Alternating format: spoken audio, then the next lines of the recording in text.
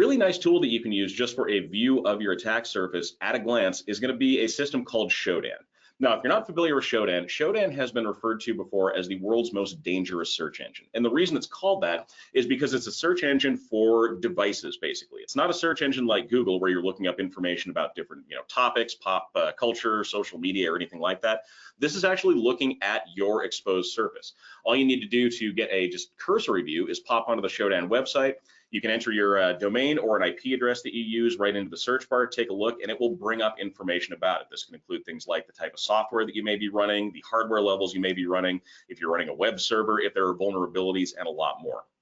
We can also use this to look for, from a research standpoint, open services and vulnerable devices out there on the internet. Here's an example that we pulled back.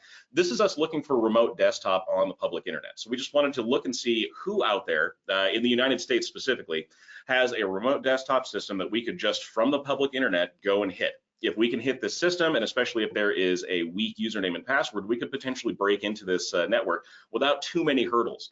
All we have to do here is just look for the open port. For those of you who are not familiar with it, the port that we're looking for is going to be 3389. That's the standard remote desktop port that we see used in a vast majority of deployments. It's also the default port.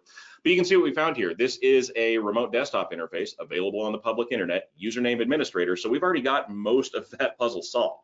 We know the username, we know the location, we know the services we're going to be using. And if we were so inclined, we could just start bombing this with passwords. Because of the fact that there are so many weak or reused passwords out there, there's a somewhat decent chance, if this is not properly secured, that we, from a testing standpoint or an attacker, would be able to break in at that point. We also wanted to point out too that there's over 1.2 million open available remote desktop hosts inside the United States specifically.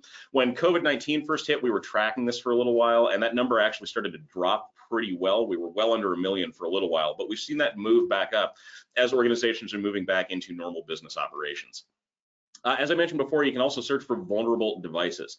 Now, we've seen Ivanti endpoint devices in the news very, very frequently lately, having a lot of vulnerabilities that are being actively exploited. And so we wanted to take a look and see if we could find one. Sure enough, all we have to do is run a search for Ivanti devices just by name, and we get a big list back of available devices. Here's one that was being hosted through Amazon, and the Shodan interface actually reports back that there are multiple vulnerabilities that this is susceptible to.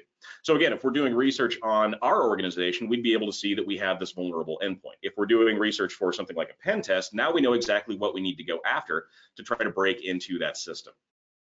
Thank you so much, everyone. Again, my name is Matt Duran, Director of Training and Research for LMG Security. If you have any questions, please feel free to reach out at any time. We would love to hear from you. You can reach me at info@lmgsecurity.com, find me on LinkedIn, or follow us on Twitter. Thank you so much, and we'll see you next time.